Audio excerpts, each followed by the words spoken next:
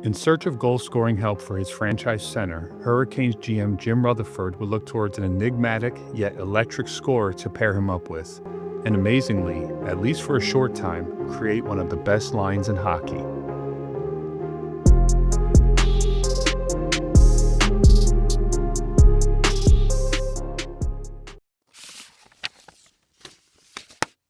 Alexander Semin, one of the more complicated players hockey has produced in the last 25 years. Unquestionable talent wrapped in very questionable characteristics. Alex Semin in the summer of 2012 was looking for a job. Spending his entire career in Washington, the Capitals settled on back-to-back one-year deals, and the returns weren't nearly up to the standards he set for himself in the 2008 and 2010 seasons, where he was regarded as one of the best offensive weapons in the NHL. With the results on the ice not carrying enough value to justify his, at times, underwhelming work ethic, the Capitals decided to let their former 13th overall pick walk. Coming off missing the playoffs for 3 straight seasons, the Carolina Hurricanes were looking for some offensive punch. Specifically, looking for a top-line player for franchise cornerstone Eric Staal to play with. Eric Staal had just come off a season that saw him leading the team with 70 points. This blew out the next highest Kane at 46. It was clear Eric Staal needed some skill to skate with. As the summer rolled on, the suitors were not lining up for Alexander Semin like they should have been, especially for a 28-year-old who had one of the deadliest shots in the league and 90-plus point potential in an era that was very hard to score in. That lack of a market became attractive to Jim Rutherford. We would look at Semin on a short-term basis. We wouldn't want to get locked into anything because we've all heard the stories about him. We do like his skill level. It would be that we could bring him in for a year, get to know him, and go from there in terms of considering something longer term. Those stories, as Rutherford described, pretty much came down to one thing: heart. How much did Alexander Semin care about practicing, getting better, and becoming a well-rounded player? And most importantly, how much did he care about winning? Former teammate Matt Bradley told Ottawa's Team 1200 Radio, he could easily be the best player in the league and just for whatever reason, just doesn't care. It was tough to lose his scoring ability when he wanted to play, Troy Brouwer would say after Semin's departure. Some nights you didn't even know if he was going to come to the rink. It's tough to play alongside guys like those because you don't know what you're going to get out of them. And during TSN's free agency frenzy, as a player who was comparable points-wise but not close intangible-wise, Zach Parise broke the bank signing with the Minnesota Wild, the analysts absolutely destroyed Semin. Mark Crawford would say, the difference is one guy has a ton of character, the other guy has no character. One guy scores 30 goals and doesn't help his team, and the other guy scores 25 goals but helps his team in every single way. And Pierre McGuire would say, this is not a great teammate. I'll tell you that right now, not a good guy to have around your group unless you have an unbelievably great leadership and rely on that. He's the ultimate coach killer. That's what he is. Regardless of what was true, what wasn't, who had first-hand knowledge, and who just heard the stories, that's the reputation Alexander Semin built for himself, and would once again have to settle for a one-year contract, although it was for very good money, signing with the Hurricanes on July 26th for $7 million. Alexander's elite skill level and ability to score from the wing fill an important need on the ice, and we hope that a fresh start in Carolina will serve both Alexander and our team well, General Manager Jim Rutherford would say. Being a division rival of the Washington Capitals, the Hurricanes knew Alex very well, at least on the ice, with the former All-Star scoring more points against them versus any other team in the league with 45.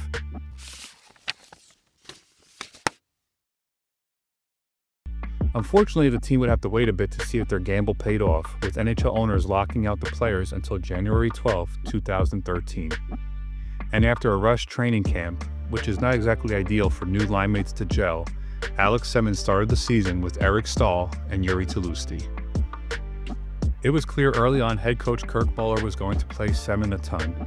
In fact, more than he had ever played before, never averaging more than 19 minutes and 4 seconds in Washington, and even as low as 16 minutes and 47 seconds his final year with the Capitals. Kirk Muller skated Semin in the first 7 games of the season, an average of 22 minutes and 11 seconds, up there with Eric Staal in ice time. Clearly, there was no feeling out phase here. Semin was brought in to produce offense, and ice time would not be an issue to achieve that. It took a bit to mesh, but with the start of the season acting as their preseason to gain some chemistry, soon the trio would really catch fire.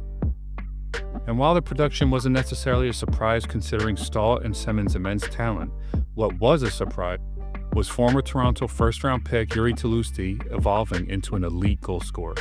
While he somewhat found his scoring touch the year before, skating with Eric Staal to end the year, scoring 17 goals in 79 games, Tlusty struggled to regain that scoring touch to start the season, going pointless in his first 6 games and goalless in his first 9. However, as the line started clicking, Tlusty started scoring at an unreal rate. From February 9th until early April, Jiri Tlusty matched his career high of 17 goals in the next 26 games. He works, he plays the game the right way. Coach Kirk Muller set up the left wing. Easy to read off of. Offensively, when Eric and Alex use their size and strength to contain people and hold people off the puck, he just finds the seams and he's showing he can score at this level on a consistent basis. With Tlusty taking more of a scoring role, Alexander Semin settled in as the passing machine for the line, dishing and creating for his line mates. Semin's really been the playmaker of the line, which has been a bit of a surprise, said Kirk Muller. Guys like that tend to adapt to the players they're playing with. Staal is a straightforward drive-to-the-net guy, and Alex is a smart player. Tlusty is a mix of a playmaker and a scorer. So Alex plays off of Eric and becomes more of a playmaker instead of thinking shot first. After a fairly slow but not horrible start to the season, scoring 7 points in the team's first 10 games, Semin truly started to gel with his line and returned to his Capital glory days of over point-per-game production.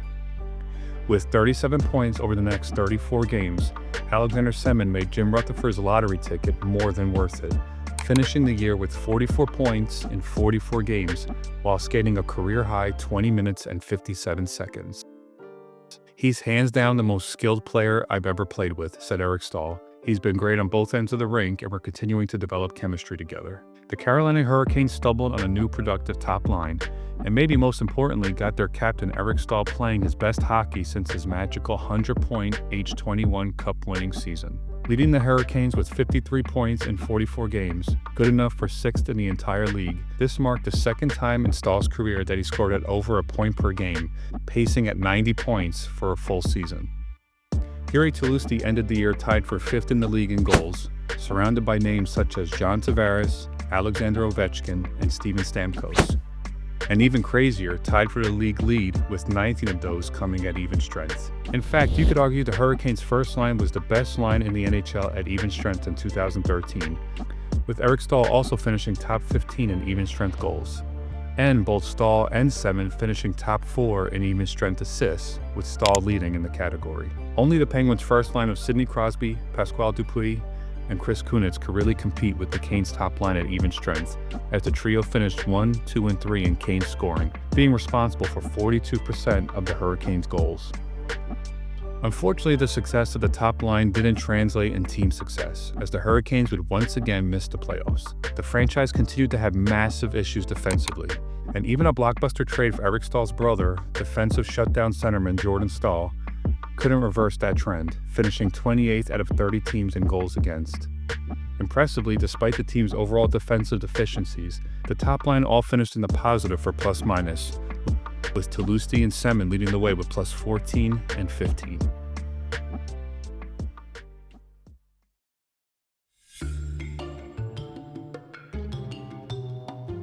Now comes the tricky part. Jim Rutherford described Semin after his one-year offer as a low-risk, high-reward deal because we got a very talented player that we didn't lock in for a long period of time and then find out it's not working. Remember that part. But as the stats showed, things were working very well actually. He's been outstanding at both ends of the ice, Coach Kirk Muller said. He's fully committed to the system. But shockingly, even with all the good news and vibes, 30 games into the shortened season, Jim Rutherford decided in March, with another month left to go, he had seen enough. It was time to lock up Alexander Semin long-term.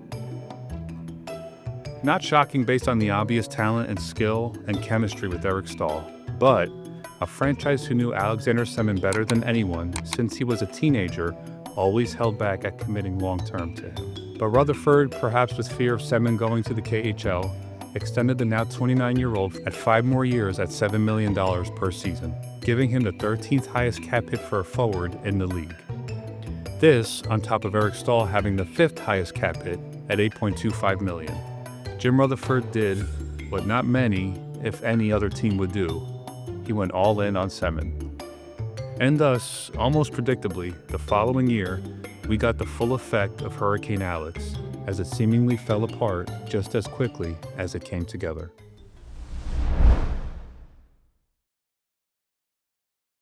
As the ink was drying on the extension for big bucks, Semin started the 2013-14 season in a cold slump, only scoring 3 goals and 9 points in the team's first 22 games. With some early buyer's remorse setting in, Jim Rutherford would publicly call out his talented winger. He came off a great year, and we are all very disappointed with his production at this time. He's a guy who is paid to score goals and put up points, and he hasn't done that. He's trying to play an East-West game when the rest of the team is playing a North-South game, and he needs to get his act going pretty soon. I do think it's focus and the will to do well. The same will to do well that he had in his contract year. He is probably the most skilled player on the team, and when he wants to play, he can do it. He needs to start. Sounds kind of familiar, doesn't it? But to be fair to Semin, it wasn't just him. The entire line crashed down to earth, with Eric Staal scoring 13 points in that same span, and Jiri Tlusty only 6 points with 3 goals, including 0 points in the team's first 8 games, reminiscent of his slow start the previous season. The magical year for Tlusty was always going to be hard to replicate, with him shooting at nearly 30% during his hottest stretch. You can maybe see some logic in Rutherford going all in on his shortened season's first-line success.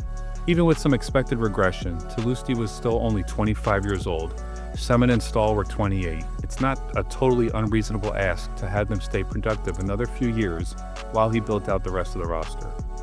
Also, with their scoring being elite at even strength with dominant possession numbers, you could argue at least they weren't power play merchants padding their stats. They were truly a really good line that shortened season. But either way, it just didn't work out. Eric Staal and Alex Semin got to 20 goals, but their point production was well below the previous year's pace at their superstar-level salaries. After another postseason-less year in Carolina, both Kirk Muller and Jim Rutherford would be shown the door. Jumping the gun on Alex Semin's extension became the most public example of Jim Rutherford's problematic decisions over the last few years.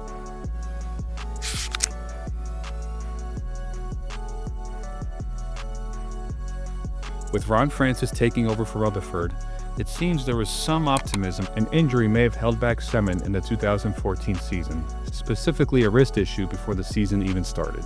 He hurt it in training camp. He jammed it and had issues with that. He tried a couple of different things over the course of the season, but more or less just played with the bad wrist all season. All indications are that the surgery went well. He's rehabbing it now, and he should be 100% for training camp. However, it became evident it wasn't necessarily only a health issue for Semin, as his production tanked to only 19 points in 57 games, including some healthy scratches by new head coach Bill Peters. Coach Peters told the Raleigh News and Observer after a healthy scratch, "I made a decision that I think it's best for the individual and for the team. We want Semin to be a part of it, and we want Semin to be a big part of it.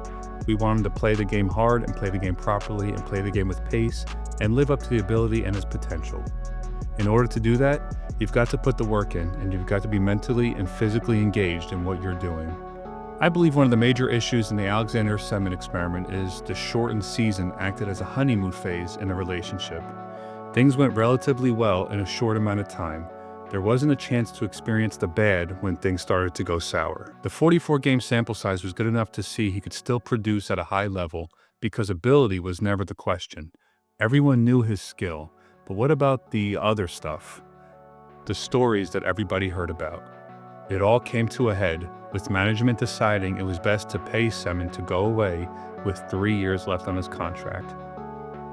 The management had some harsh words for him on the way out. Hurricanes president Don Waddell would say, "When you go to practice and you have 22 guys doing things the way the coach wants and one who doesn't, it usually doesn't end well. In simple terms, we paid him $14 million to go away." The owner would go on to say, "We didn't buy him out to save cap space or anything like that. We bought him out because he was a distraction. He wasn't going to perform, and we wanted to get on to building a team that could win." Truly amazing how it all unraveled in such a short period of time. Tlusty followed Semin out of Carolina in 2015, And with a full rebuild taking shape the following year, Eric Staal would be shipped out as well. As for Jim Rutherford, I guess this was a lesson well learned? Or would he be willing to take on another gamble in the future for another team on a player with unreal offensive abilities who maybe was just a little misunderstood and needed a fresh start somewhere else? Thanks for watching. Please like and subscribe for more line combo content.